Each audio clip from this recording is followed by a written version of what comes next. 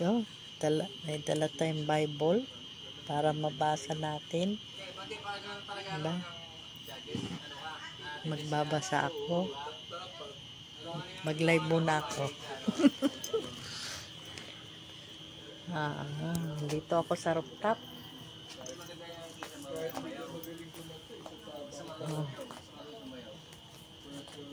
Ito ang kapaligiran ng ating rest house na ating ayan, magkano kaya yung dito.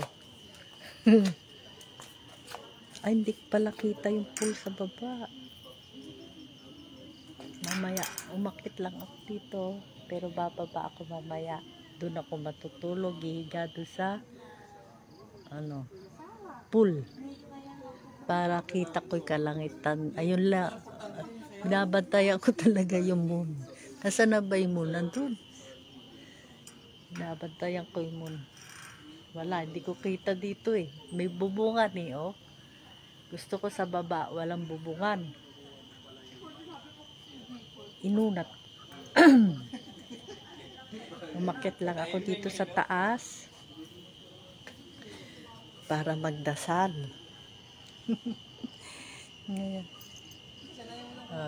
Magdasal. Alang tulugan, pati yung mga kasama ko sa baba. Mayroon kaming 3 bisita. 4 yata bisita namin. Yung isa, pinatanggap ko na kay Lord Jesus Christ. Kaya umakyat ako dito sa taas.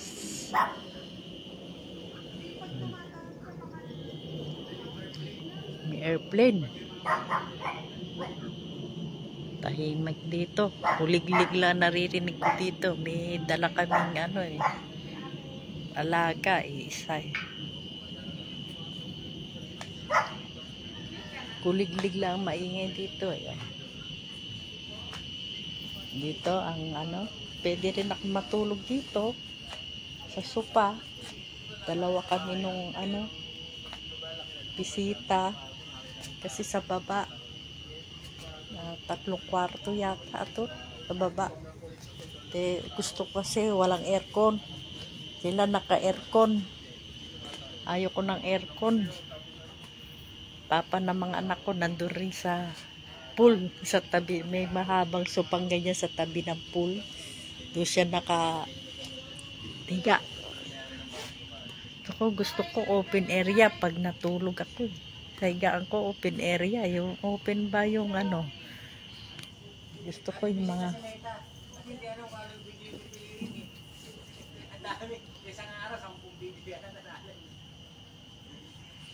Thank you very much. Mababasa na ako ng Bible at pupunta na ako sa baba. Si Karen. Oh. Kinakausap ko pa nga si Lord eh. Kakausapin ko pa nga si Lord. Ay, tapos ko na pala kausapin si Lord. Babasahin ko na yung kanya salita. Si Karen, viewers ko, yung nasa baba na bisita namin. Kapi, matulog na kayo. Para matulog na ako. Nagkakasaya pa kayo dyan eh.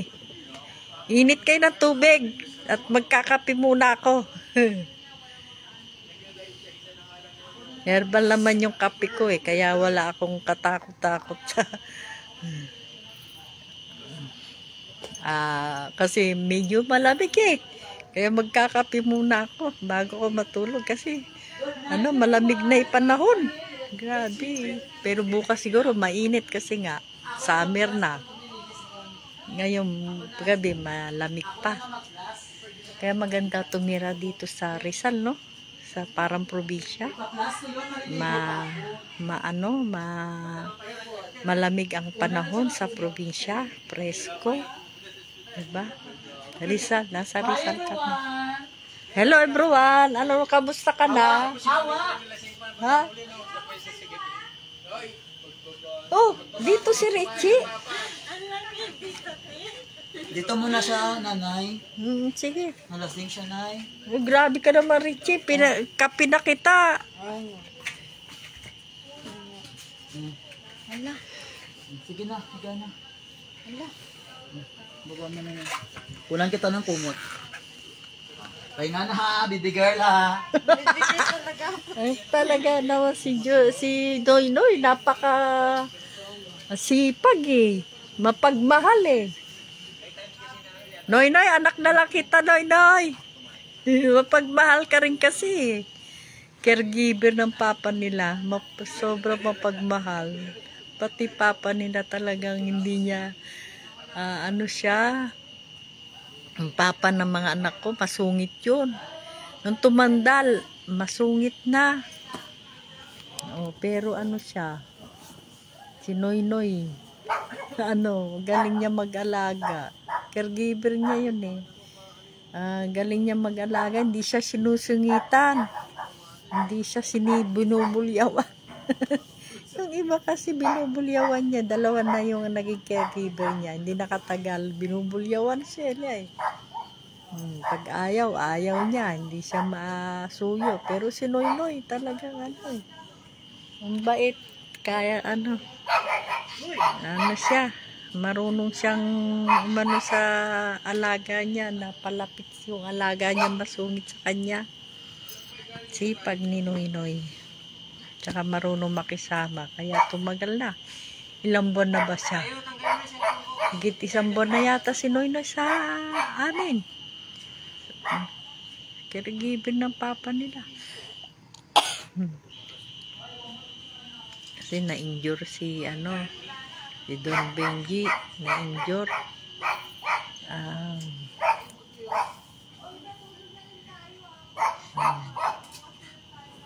Tinawag kong Don Benji yun kasi mahilig sa pera. Tsaka walang ginagawa kundi magbilang lang ng pera. Paano mababawasan yung pera niya? Hindi naman nakakalabas na. Gusto, lagi pa may pera. Nagbibilang ng pera. Masungit yun pag wala nabibilang ng pera. Kaya talagang minsan nawala yung pera niya, naipit lang pala, nahulog doon sa Kaya nilalagay na nila sa isang box eh. Para hindi matupi yung box. Mga basyo, mga ang lalagyan niya ng pera. Yung pitaka niya pinapasok doon para hindi ba mahulog kung saan sa kama niya. Minsan kasi pitaka niya nasisingit niya sa yung mga ilalim ng kama, gilid ng kama. Kaya nilalagay nila sa mga box ng ice cream, box ng biscuit. Doon nila nilalagay yung pera niya para hindi mawala.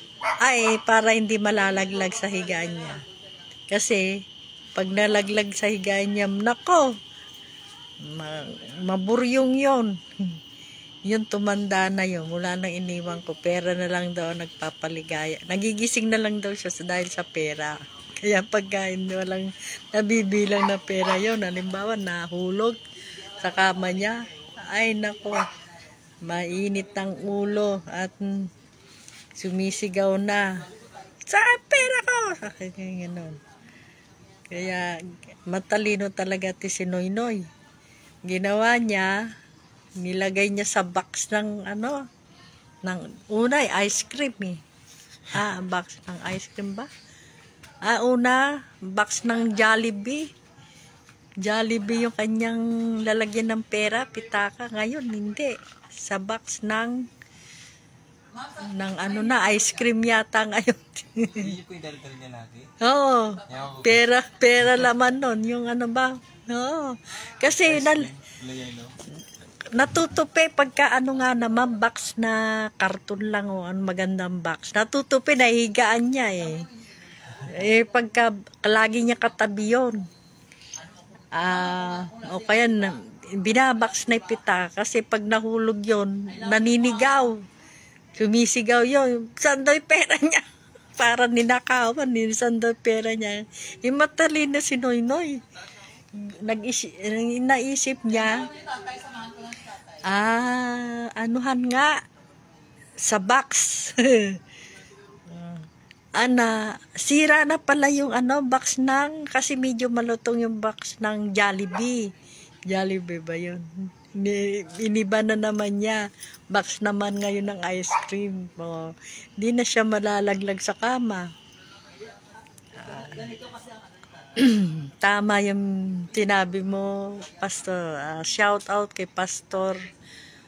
Yung bumisita sa kanyang pastor na tinawag ko, si pastor namin, si Pastor Ray Espinosa. Ray Espinosa ba nga ba? Oo, Salvador. Tinawag ko yun para pag-pray over siya. Diba? Para sigurado.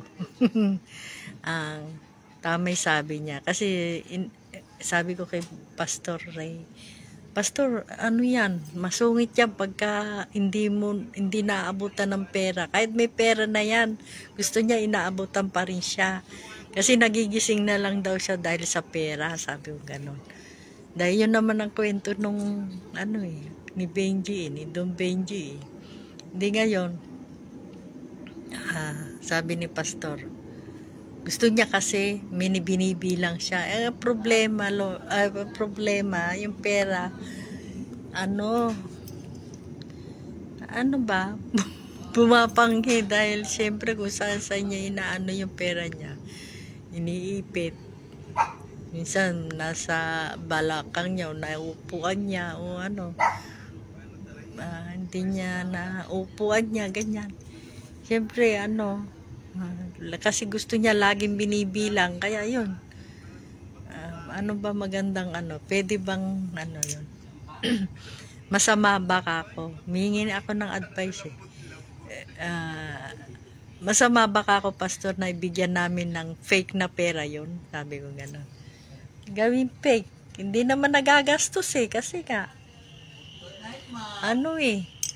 hindi naman siya bumibili. Hindi naman siya namimigay din ng pera. Gusto niya nga yan, madagdagan pa pera niya. Kahit meron na, gusto pa, madagdagan. Hindi niya. Pa, Pastor, ang gagawin namin para kasi yung pera niya bumabaho lang sa kanya. Kasi nga, panay ang bilang. Tapos, iniipit-ipit lang niya sa niya, balakang niya o sa ganun. Sabi ni Pastor. Tama yung sinabi niya. Sabihin mo, sagpi-50 lang ang bigay sa kanya. Alam daw niya pag fake ang pera. Sabi niya sa akin. Ewan ko, ba't nalaman ni Pastor na alam niya yung fake daw na pera? Sabi niya. Kasi kinausap niya Ang gawin nyo na lang, buong sagpi 50 pesos ang ibigay nyo para marami siya. Makapal-kapal bibilangin niya dahil 50 pesos. Yun nga, sinabi ko doon sa anak ko, Di yun nga ginawa. Ang inabot sa kanya kanina, na greet siya kinantahan siya na happy birthday, ang inabot nga sa kanya, nagbundle ang anak ko ng dalawang klaseng pera. Isang bundle na 50 pesos, saka ganyan, kakapal. Isang bundle na 50 pesos, saka isang bundle na 100 pesos. Ang ginawa ng anak ko, pinapili siya. Tapos na siyang, kantahan ng happy birthday. Nilive ko yun kanina. Ngayon, pinapili siya. Nasa likod yung anak ko, hindi niya nakikita yung kung ano yung huhulaan niya, kung ano yung pipiliin niya, hindi nakikita ng papa niya. Sabi ng anak ko si Ruth sa likod niya, Papa, anong pipiliin mo? Anong mamili ka? Anong gusto mo? Anong pipiliin mo? Right o left? Sabi niya, Ruth. Sabi naman ng papa niya, all above. Both daw, both. Both daw yung pipili niya. Hindi sabi niya, natawa kami dahil both daw matalino din talaga both daw Sabi, isa lang, right or left, sabi niya ni Ruth. Right. Tatlong beses tinanong, right ang kanyang gusto talaga na pinili. Ayun, mabuti yung right. Tama yung sabi ni Pastor, sagpi-50. Yun na pili niyang right, yun yung hawak ni Ruth na sagpi-50. Ay, salamat ka ako. Yun ang napunta sa kanya, sagpi-50. Sabi ko nga sa live ko kanina, no? Inabot sa kanya yung sagpi-50. Oh, wala nang bawian, ha? Pinili mo yung right, ha? Kaya wala nang bawian. Talagang yan ang sayo, ha? Yan ang talagang pinili mo, yung sagpi-50. Kasi ngayon lang siya inabutan ng 50-50. Pero marami naman kasi makapal yung 50-50 niya. Kasi nung nakaraang ano niya, ang inabot sa kanya, pa 500 pa, nung 70 years old siya, nakaraang taon lang. Sagpa 500 pa yun, tagi 1,000 yung binigay sa kanya noon. Nakalimutan ko na, ginawa niyang pamaypay. Nung last year yun, yung birthday niya, March. Ngayon lang siya inabutan ng sagpi-50. Kaya lang, makapal naman talaga. Sabi kasi ni Pastor, sagpi-50 para makapal. Yung nga ang napili niya, makapal. Kinikwento ko kay Rien yung sa papa mo kanina. Pinili niya, sagpi-50. Tuwan-tuwa ako. Yung sinabi ni Pastor na makapal na sagpi-50, yun nga ang napili niya. Dahil right daw yun ang hawak ng anak ko si Ruth, yung right, sagpi-50. Hindi naman reklamo kasi nakita niya makapal. Diba? Dito, ako natuwa rin kasi nga yung napili niya, talaga para sa kanya sagpi-50 na. Talaga na, yun ang plano namin, ibigay sa kanya na sagpi-50 sa halip na tagi 1,000 o 500, gano'n. Yun ang napili niya, ang galing, no? Parang ginaid siya ni Lord. Yun ang piliin niya, yung right, dahil yun ang plano naman talaga namin na gawin sa kanya na sagpi-50. Kasi nga, sabi ni Pastor, yun ang napili niya, sagpi-50, binabot sa kanya. Tuwa pati ako. Kasi, yun ang napili niya, para sa kanya talaga yun yung napili niya. Di ngayon, pagkatapos niya napila, natapos kasi yung ano ko na nalolobat na sa kaya in-stop ko na yung live, no? Yung pala, yung isang kamay ng anak ko na 100, sa gawa 100 naman ng bundle, yung awak niya. Saka akin pala iabot. Sa akin pala iabot naman. Oh, sinali niyo pa ako Sabi ko, basta pera ka, ganun, gusto ko yan. Hindi, kailangan ko rin, sabi ko nga. Hindi ko na na-live yun kasi nga, malolobat na yung ano ko cellphone ko mabuti nga natapos pa yung live niya ng birthday di ba? Ayun, natuwa ako dahil blessing pati ako kasama pala sa blessing. Di ba, ang galing ni Lord, alam niya na kailangan ko rin ng pera. Kasi ito si Ma'am Geraldine, ano yan, mahina na yung mata ko. Bilyamil ba yan? Ma'am Geraldine Bilyame, kailan mo ko i-appoint? Papalinis ako ng mata kasi makati mata ko. Makati minsan, maraming gumagalaw. Kaya iniiwasan ko siyang hawakan kasi parang may gumagalaw sa mata ko sa loob. Ang gawa niya, gumagawa siya ng, naglilinis siya ng mata. Ice pa.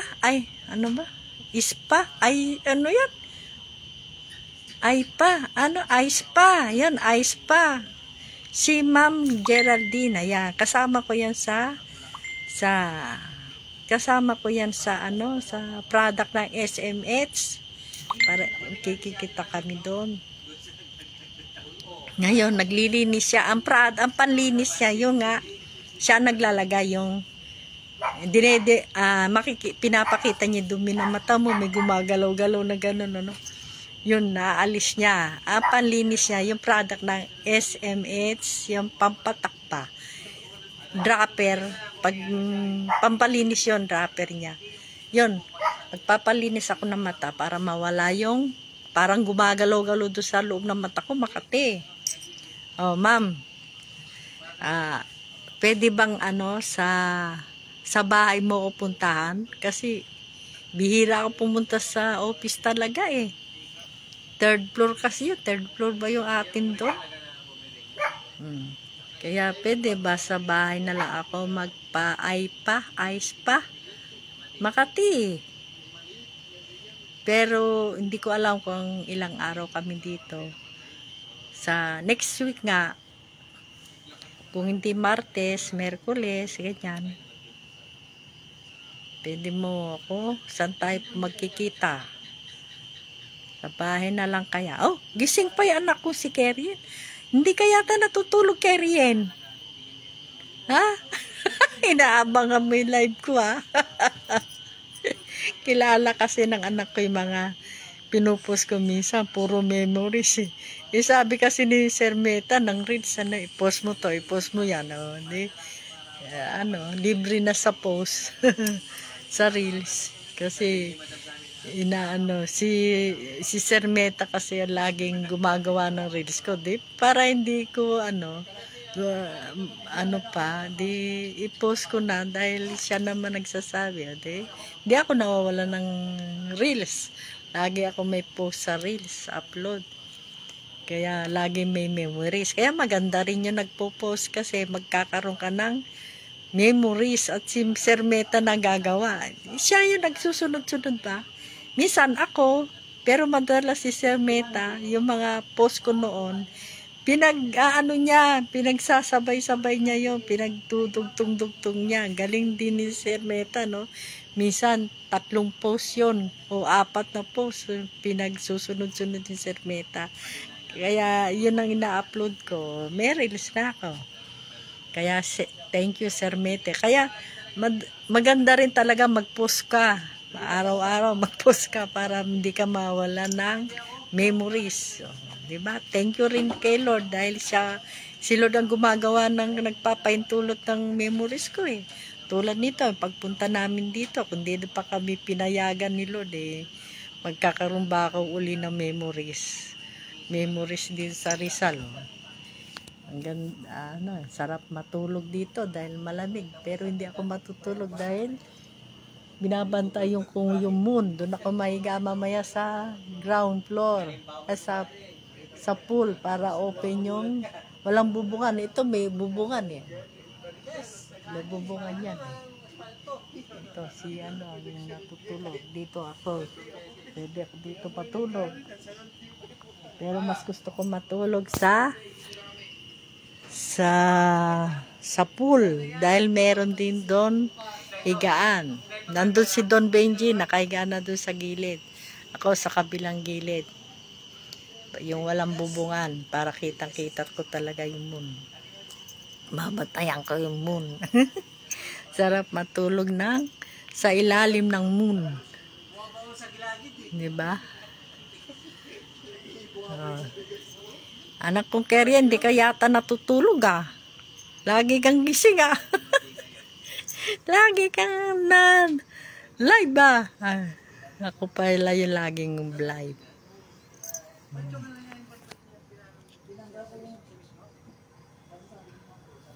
Pero parang dinadalaw na ako ng antok. Kasi mahapdi na yung mata ko ba. Gusto na matulog. Si Ma'am Geraldine din. Geraldine, bakit gising ka Ma'am Geraldine?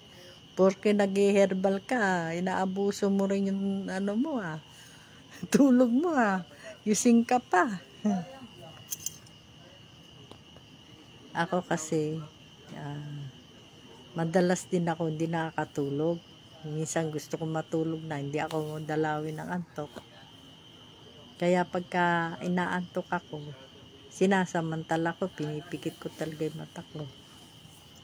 Ayan nga, nawawala na yung medyo lumilit na eye bag ko kasi effective talaga lahat ng product ng SMH. Yan, kasama ko si Ma'am Geraldine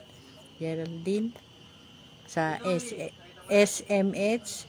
Ano ba yung ibig sabihin ng SMH? Sierra Mountain Herb. Ayun, kaya ang bisa talagang native na herbal. Kaya yung eye bag ko, magkakape ako bago ako matulog. Herbal pa rin yun may baon ako lagi ang herbal coffee kasi Yan ang kaligayahan ko, isang number 1 kong kaligayahan. Ito nga, oh. Baong ko. Na box yan, baong ko. Ayan ang product namin. Coffee natin. Mamaya, bababa na ako, magkakape. Sabay tulog, sabay higa na doon. Tapos, yung nga, madalang ko kasi maalala bumili ng tea. Herbal tea. Herbal din yun ha. Product din ng SMH. Lumiit na yung eye bag ko. Kasi noon yung busog eh. Nung hindi ako naglalagay ng tea, makapal-kapal yung eye bag ko. Busog yung eye bag kong 2 mata. Ngayon, umimpis na. Nakakadalawang lagay pa lang ako. 2 gabi pa lang nalalagyan ko yun, umiimpis na. Ibig sabihin, bababot ko sa mainit na tubig, kumukulong tubig yung tea, saka ko inumin. Parang kape, iniinom ko na. Tapos yung, di ba, nainom ko na lahat, yung sapal na yon. Hindi, bag ng tea, ilalagay ko sa mata ko, ilalagay mo ko muna sa rep. Pag 2 na, nakalagay sa rep, saka ko ilalagay sa bako ko matulog, habang ako yung nakapikit, nilalagay ko dito sa 2 mata ko. Ayaw, mimpis na. Diba? Pag nailagay na sa mata mo, kinabukasan, wag mo itatapon yung bag tea na yon, dahil may pakinabang pa yon. Ang huling pakinabang pa yon ng serbisyo na bag na tea na yon. Buksan mo yung bag ng tea, yung nakabalot ba, hindi ba? Bubuksan mo yon, ibubudbud mo naman sa tanim mo, hindi ba? Yung tanim ko papakita ko sa iyo, mamumulaklak na naman yun. Kasi pag hindi ko nilagyan, hindi siya namumulaklak. Pero pag nilagyan ko ng tea, binudburan ko, namumulaklak. Yung isa nga namatay na kasi natubuan ba na isang halaman, hindi ko binunot. Natalo siya, natalo yung namumulaklak na katabi niyang kamukha niyang halaman na namumulakyak yun kaya nagtaunan. Pag nilagyan ko ng ng herbal tea na yun, namumulaklak siya, tsaka nagiging blooming yung halaman ko. Di ba? Mga 2 pa yung tanim ko doon na ibang klaseng halaman. Talagang nabubuhay. Kasi pagka ako'y nagtanim minsan, pag nilipat ko, namamatay. Pero pag nilalagyan ko ng tea, nabubuhay. Tignan mo. Pag naalala ko, ay papakita ko yung halaman kung nilagyan ko ng tea, buhay na buhay na. Diba? Kaya ang bisa ng mga product namin ng SMH, hindi lang tea, herbal tea, yung rub, nasaan ni rub? Nasa baba yata yung rub Wala yung rub ko, nasa baba isang bag ko. Ito.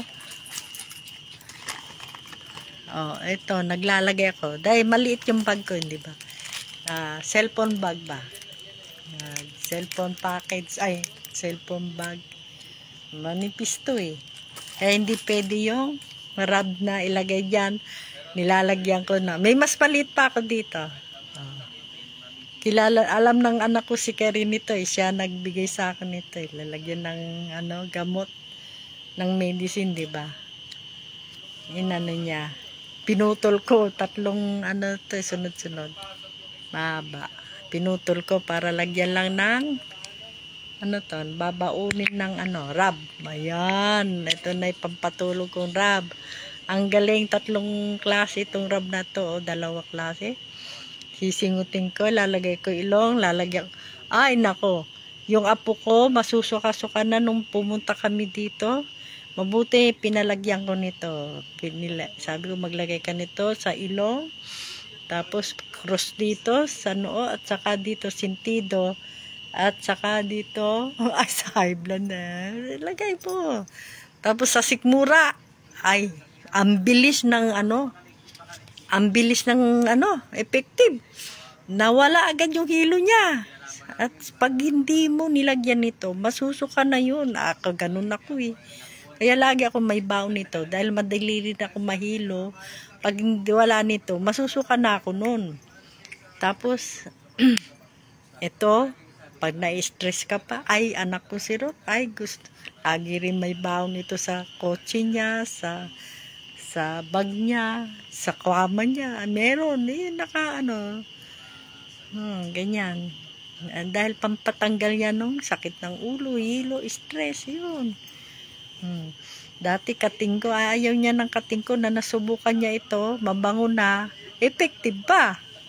Tsaka hindi magiging sakitan ng ulo mo. Pagka ito ang ginamit mo, na wala yung lalagyan nila sa babae. Pwede pa ibulsa, dahil maliit. May bulsa ko, maliit lang, di ba?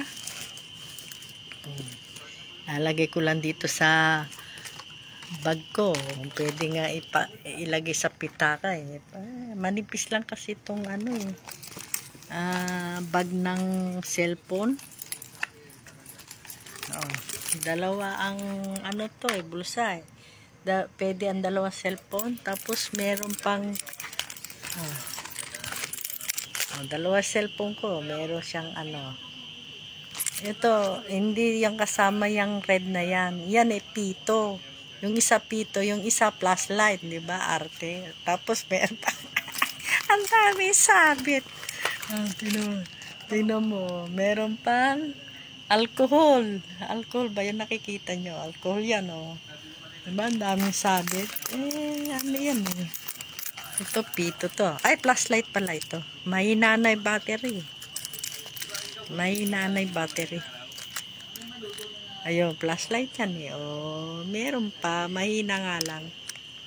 At saka ito, dito. Mapagising sila no? Sabi ko ano naman kausap ko. May kausap na naman ako. At syempre, wag tayo makalimutan magpasalamat kay Lord kasi kahit di tayo humingi, meron na naman tayong naka-save na ito pang spa. Pang ice pa. Diba? Binayaan tayo na naman ni Lord ng makapal-kapal na kaperahan. Kasi alam niya ni Lord na meron akong pangangailangan. May pang tithes and offering na naman tayo. Tithes and offering, may kapal-kapal na naman Napunta sa akin yung bundle ng tag-100. Thank you Lord, pabor pa rin talaga sa akin Kasi pinili niya right, yung left pala tag-100 yun bundle. Kaya Lord, ang sarap talaga mo pag nagmahal ka kay Lord talagang hindi siya magpapatalo, magmahal sa'yo. Hindi lang pagmamahal papakita niya sa'yo. Pati joy and peace and pati yung laman ng bulsa. Lahat hawak niya kasi. Kaya, thank you Lord. Huwag tayong magpasalamat kay Lord. At sarap niya magmahal. Yung tao, utusan niya para ikaw ay bigyan. Ay, Rayo, ba't hindi ka, ang daming kama doon sa baba O, dito ka na pala. Bababa ako. Wala ka, nakabaluktot ka dyan, Rayo. Dito ka, Wala po. Ha? Bababa ako talaga. Okay lang po. Ay, ano ba yan? Makakatulog ka ba yan? Nakalawit yung paa mo. Okay lang po. Sanay po ako sa ganito po. Ay, hindi ka lalaki pa yan kapag ka bitin hindi ka nakaunat. Bababa naman ako Ayun mabuti, mabait ang mga tao dito. May ilan lang ang bahay. Yun pala yung kusina namin. May nilulutuan namin.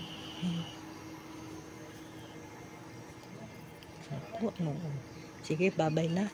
Tulog na kayo mga kahapi. Keryen. Kamusta sa apo ko dyan? Bye-bye. Ang lamig nga lang. Diyos ko. Kaya magkakape ako dahil ang lamig. Tapos doon ako sa open na walang bubungan higa. Kasi ang sarap doon. Diba? Magmimidyas lang ako. Dala ako. Bye-bye na mga ka-happy people. God bless you all. Happy people. Bye-bye. Yay! Walang ulang, hindi ako naniniwala sa ulang. Pag kinuha tayo